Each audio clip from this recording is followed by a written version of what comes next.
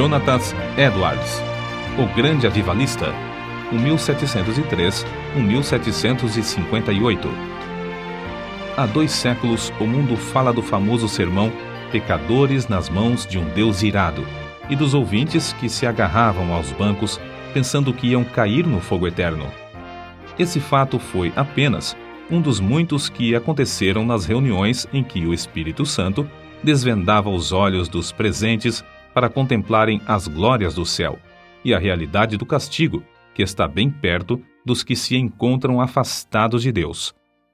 Jonathan Edwards, entre os homens, era o vulto maior nesse avivamento, intitulado, na ocasião, Grande Despertamento.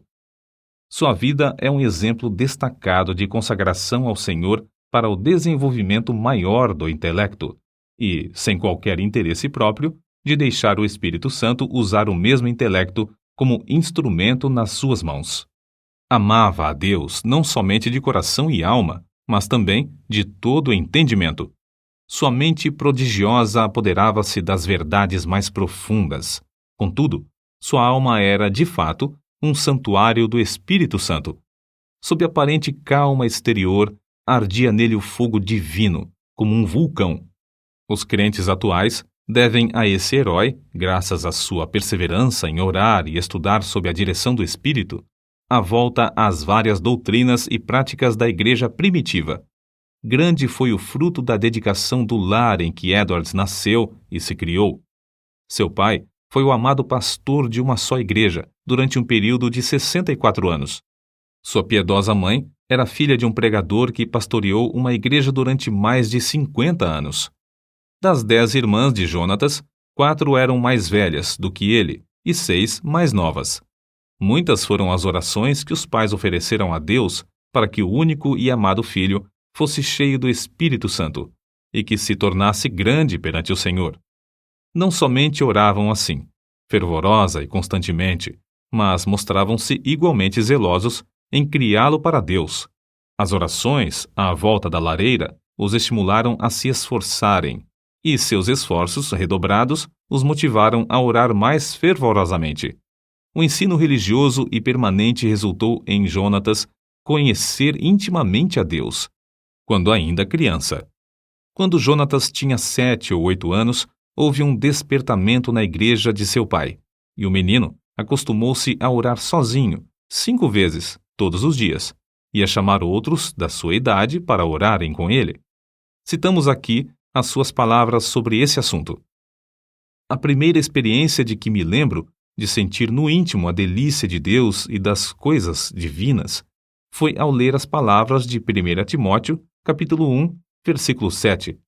Ora, ao Rei dos séculos, imortal e invisível, ao único Deus, seja honra e glória para todo sempre. Amém. Sentia a presença de Deus até arder o coração e abrasar a alma de tal maneira que não sei descrevê-la.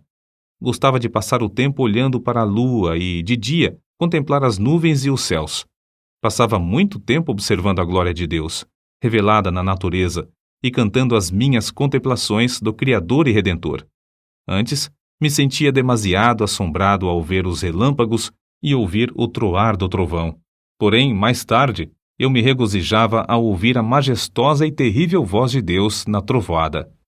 Antes de completar 13 anos, iniciou seu curso em Yale College, onde, no 2º ano, leu atentamente Ensaios sobre o Entendimento Humano, a famosa obra de Locke. Vê-se, nas suas próprias palavras acerca dessa obra, o grande desenvolvimento intelectual do moço. Achei mais gozo nisso do que o mais ávido avarento em ajuntar grandes quantidades de ouro e prata de tesouros recém-adquiridos. Edwards, antes de completar 17 anos, diplomou-se no Yale College, com as maiores honras. Sempre estudava com esmero, mas também conseguia tempo para meditar na Bíblia diariamente. Depois de diplomar-se, continuou seus estudos em Yale durante 2 anos e foi então separado para o ministério. Foi nessa altura que seu biógrafo escreveu acerca de seu costume de dedicar certos dias para jejuar, orar e examinar-se a si mesmo. Acerca da sua consagração, com a idade de 20 anos, Edwards escreveu: Dediquei-me solenemente a Deus, e o fiz por escrito, entregando a mim mesmo e tudo o que me pertencia ao Senhor, para não ser mais meu qualquer sentido, para não me comportar como quem tivesse direitos de forma alguma, travando, assim, uma batalha com o mundo, a carne e Satanás, até o fim da vida. Alguém assim se referiu a Jonatas.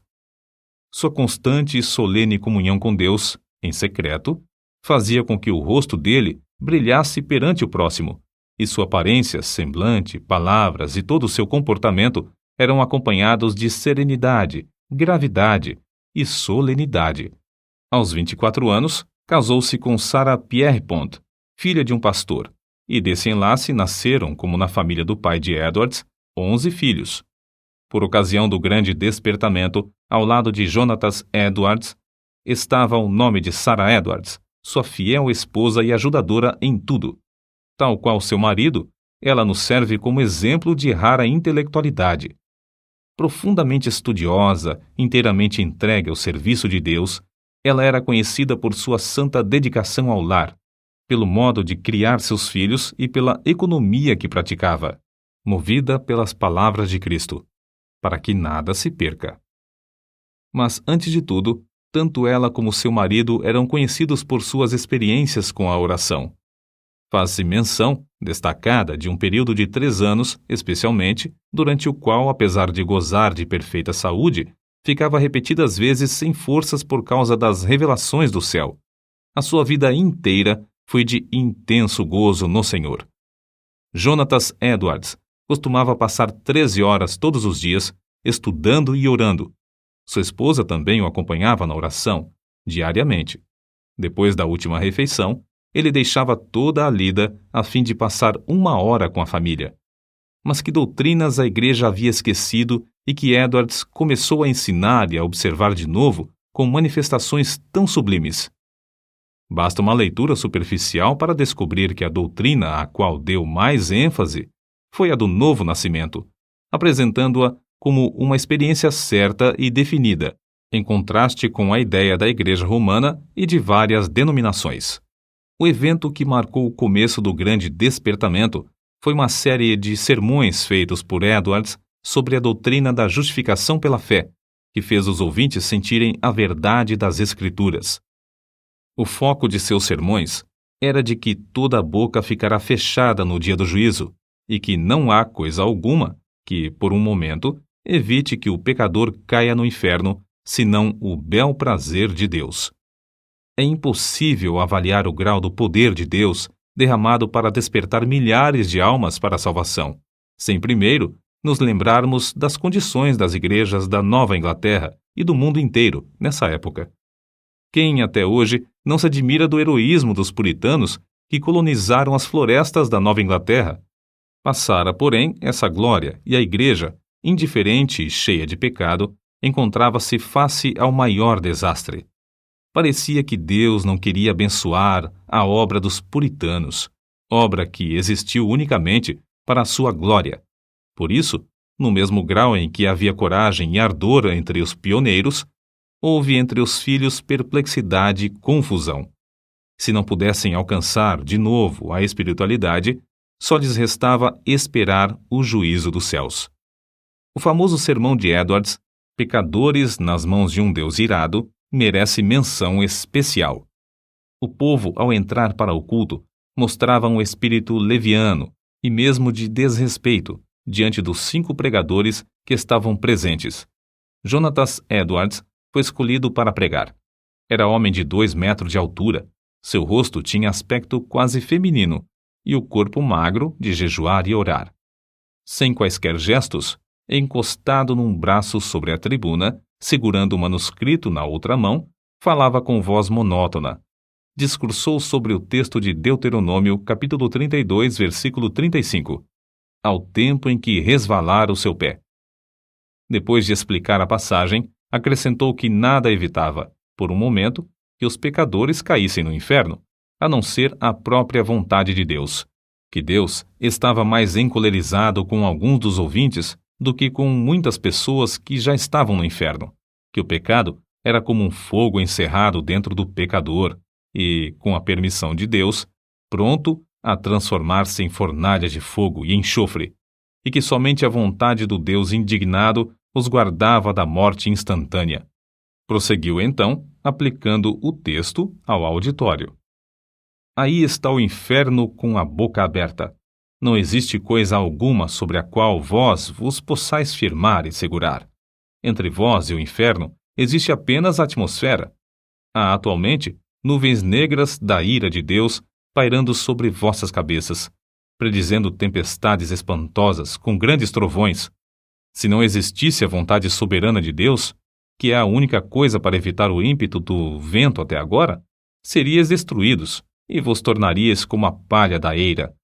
O Deus que vos segura na mão sobre o abismo do inferno, mais ou menos como o homem segura uma aranha ou outro inseto nojento sobre o fogo durante um momento, para deixá-lo cair depois, está sendo provocado em extremo. Não há que admirar se alguns de vós com saúde e calmamente sentados aí nos bancos passarem para lá antes de amanhã.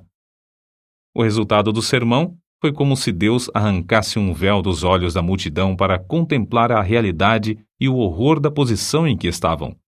Nessa altura, o sermão foi interrompido pelos gemidos dos homens e os gritos das mulheres.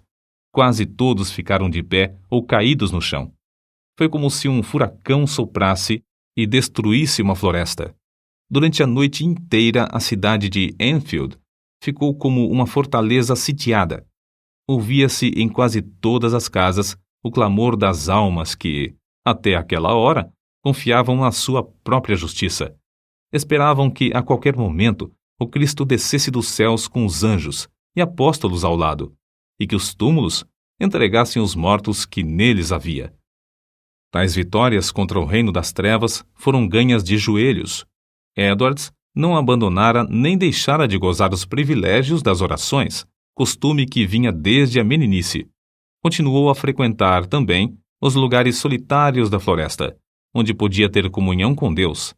Como exemplo, citamos a sua experiência com a idade de 34 anos, quando entrou na floresta a cavalo. Lá, prostrado em terra, foi-lhe concedido ter uma visão tão preciosa da graça, amor e humilhação de Cristo como mediador, que passou 1 hora vencido por uma torrente de lágrimas e pranto. Como era de esperar, o maligno tentou anular a obra gloriosa do Espírito Santo no grande despertamento, atribuindo tudo ao fanatismo. Em sua defesa, Edwards escreveu: Deus, conforme as Escrituras, faz coisas extraordinárias. Há motivos para crer, pelas profecias da Bíblia, que sua obra mais maravilhosa seria feita nas últimas épocas do mundo. Nada se pode opor às manifestações físicas, como as lágrimas, gemidos, gritos, convulsões, falta de forças. De fato, é natural esperar, ao nos lembrarmos da relação entre o corpo e o espírito, que tais coisas aconteçam. Assim falam as Escrituras. Do carcereiro que caiu perante Paulo e Silas, angustiado e tremendo, do salmista, que exclamou sob a convicção do pecado: envelheceram os meus ossos pelo meu bramido durante o dia todo. Salmos, capítulo 32, versículo 3. Dos discípulos que, na tempestade do lago, clamaram de medo, da noiva do Cântico dos Cânticos, que ficou vencida pelo amor de Cristo até desfalecer. Certo é que na Nova Inglaterra começou, em 1740, um dos maiores avivamentos dos tempos modernos. É igualmente certo que este movimento se iniciou não com os sermões célebres de Edwards, mas com a firme convicção deste de que há uma obra direta que o Espírito Divino faz na alma humana.